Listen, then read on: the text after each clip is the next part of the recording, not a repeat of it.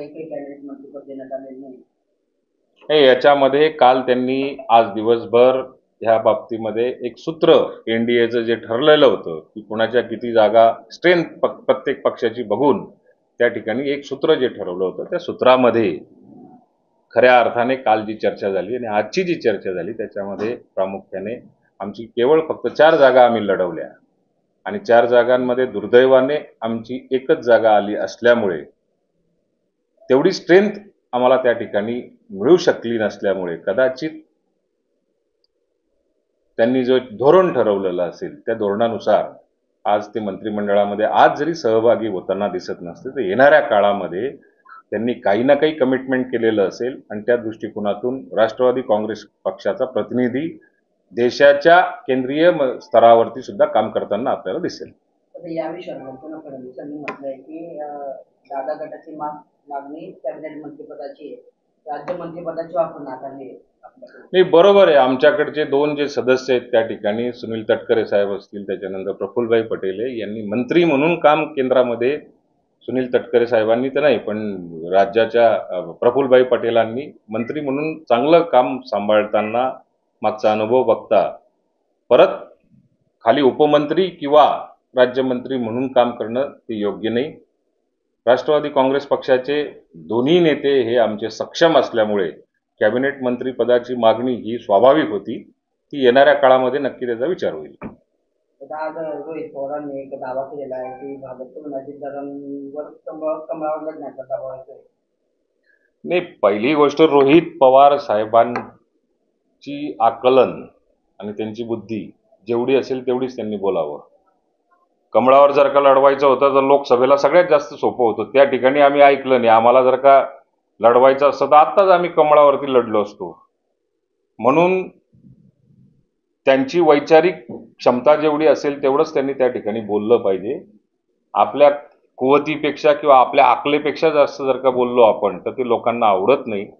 आज राष्ट्रवादी काँग्रेस पक्षाला येणाऱ्या काळामध्ये विधानसभेमध्ये त्यांनी मागच्या काळामध्ये हाही दावा केला होता की 18 आमदार हे संपर्कात आहेत. एक आमदार रोहित पवारांनी सांगावा की त्यांच्याबरोबर संपर्कात आहे. एक आमदार, एकही आमदार त्यांच्या संपर्कात नव्हता.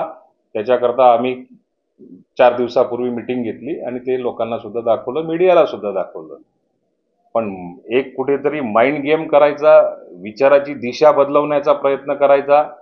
परंतु सर्व आमदार हे अजितदादांच्या नेतृत्वाखाली येणाऱ्या काळामध्ये काम करणार आहेत. विधानसभेमध्ये आमचा परफॉर्मन्स आपल्या सगळ्यांना दिसेल. विधानसभेच्या निवडणुकीमध्ये अजितदादांचा एकूण एक उमेदवार हा निवडून येणाराच त्या ठिकाणी असणार आहे. त्या दृष्टीने आमची वाटचाल असणार आहे आणि हीच भीती रोहित पवारांना सातत्याने सतावते. कारण सहानुभूती एकदा मिळते.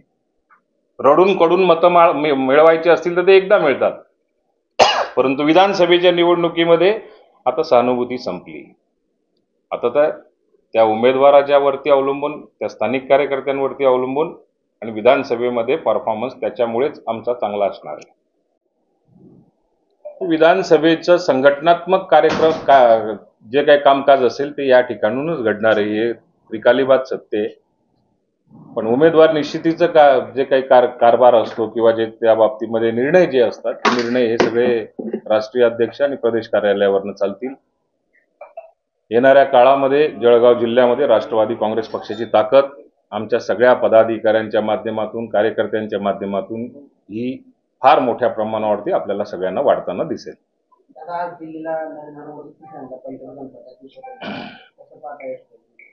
मुळामध्ये आम्हाला सगळ्यांना या गोष्टीचा आनंद आहे की देशाचे पंतप्रधान आदरणीय नरेंद्रभाई मोदी हे तिसऱ्यांदा शपथविधी घेताना त्यामध्ये राष्ट्रवादी काँग्रेस पक्षाचा सुद्धा वाटा असल्याचं जी कबुली असते ती काल आमच्या राष्ट्रीय अध्यक्षांना किंवा राज्याच्या प्रमुख नेत्यांना त्यांनी दिल्लीमध्ये दिली.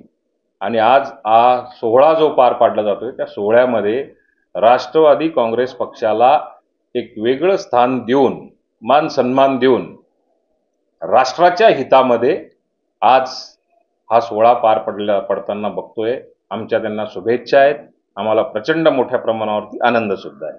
कमी झाला याच गोष्टीमुळे दादा जसं की तुम्ही म्हटलं आता की काही लोक त्यांच्या येण्याने बाहेर पडायच्या तयारीत आहेत तर त्यांच्यामुळे त्या गोष्टीमुळे त्यांचा भाजपचा पक्षप्रवेश नाही, मी मुळात हे वाक्य याच्याकरता बोललो की त्यांचं म्हणणं असं मध्यंतरी असं होतं की भारतीय जनता पार्टीलाच ते आता तत्वज्ञान शिकवायला लागलेले होते.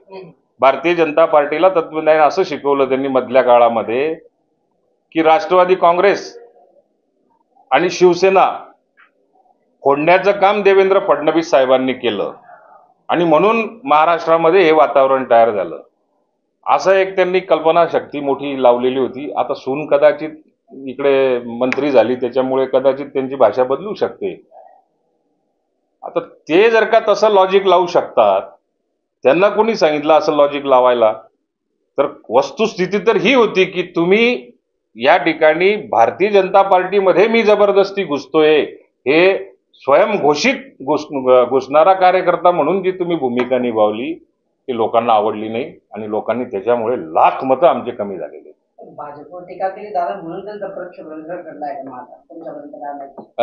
भाजपवर टीका केली त्यांनी म्हणून पक्षप्रवेश घडला का? नाही, ते भारतीय जनता पार्टीच्या नेत्यांना माहिती. खरोखर पक्ष दिल्लीत चर्चा झाली पण गल्लीत काही अजून त्याच्याविषयी अशी चर्चा झाली नाही किंवा माहिती नाहीये.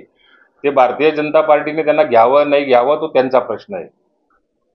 पण युतीमध्ये दोन पक्ष फोडून मग आपलं नुकसान होत असेल असं जर का त्यांचं म्हणणं असेल तर काही लोकांना पक्षात घेऊ नये असा सल्ला आमचा युती म्हणून काही नेत्यांना असणार आहे.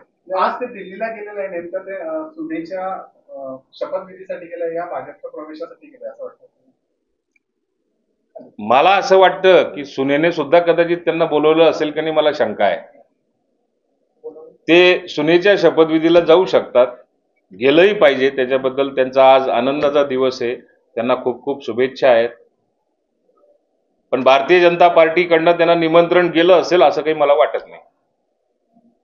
भाजपने जर त्यांना सामावून घेतलं तर त्यांच्यासोबत काम करणार का?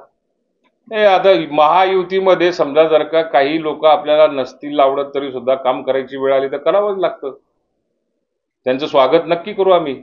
पण मी जे म्हटलं की पंगतमध्ये डुक्कर सोडण्याचं काम केलं तर त्यांना विरोध सुद्धा आमच्याकडनं होईल. कार्यकर्ते म्हणून स्वागत करणार, नेते म्हणून? ते कार्यकर्तेच राहतील. ते पहिल्यांदा त्यांचा पक्ष बदलला ना. आता राष्ट्रवादी काँग्रेस पक्षामध्ये मीच त्यांना घेऊन गेलो होतो. आमदार बनवण्याकरता सुद्धा मीच प्रयत्न केलेले होते. त्याच्यानंतर ते आमदारही झाले. आता राष्ट्रवादी काँग्रेस पक्षामध्ये आता पवार साहेबांबरोबर राहण्यासाठी भूमिका त्यांनीच निभावली. त्याच्यानंतर आता परत भारतीय जनता पार्टीमध्ये जाण्याचं जर का त्यांची भूमिका असेल ते आमदार म्हणून थोडी जातील, कार्यकर्ता म्हणून जाऊ शकतात. एक त्याच्यावर असं सांगायचं की तुम्ही जे सांगितलं आता की स्वतःहूनच एकनाथ खडसे भाजपमध्ये जायचं गोष्टी करतायत, त्यांना भाजपच्या वरिष्ठ नेत्यांकडून कुठलीच माहिती नाही किंवा भाजपच्या नेत्यांशी त्यांचं बोलणं पण झालेलं नाही. हे फक्त त्यांनी मग सोन्यासाठी केलंय का? नाही, ते इलेक्शनच्या पिरियडमध्ये लोकसभेमध्ये त्यांनी का भूमिका मांडली? कारण ते पक्षनिष्ठेच्या गोष्टी खूप करतात आणि पक्षनिष्ठेच्या गोष्टी करत असताना एखाद्या पक्षामधनं आपली भूमिका या पक्षातून त्या पक्षामध्ये कुठलाही प्रवेश न होता सुद्धा जर का शिफ्ट झालेली असेल ती भूमिका का मांडलेली होती ती त्यांना भगवंताला आणि त्यांना दोघांनाच माहिती असणार आहे. आम्हाला पूर्ण कॉन्फिडन्स होता की आमच्या महायुतीतले दोन्ही उमेदवार हे खासदार म्हणून जातील. ते आले असते तरी जाणार होते, ते नसते आले तरी सुद्धा जाणार होते. फक्त आमचा लीड त्यांच्यामुळे कमी झाला. देश विदेशातील प्रत्येक घडामोडींचे लाईव्ह अपडेट मिळवण्यासाठी आता साम टीव्हीच्या सर्व सोशल मीडिया प्लॅटफॉर्मला लाईक, फॉलो आणि सबस्क्राईब करा. तसंच सर्व नोटिफिकेशनसाठी बेल आयकॉन प्रेस करायला विसरू नका.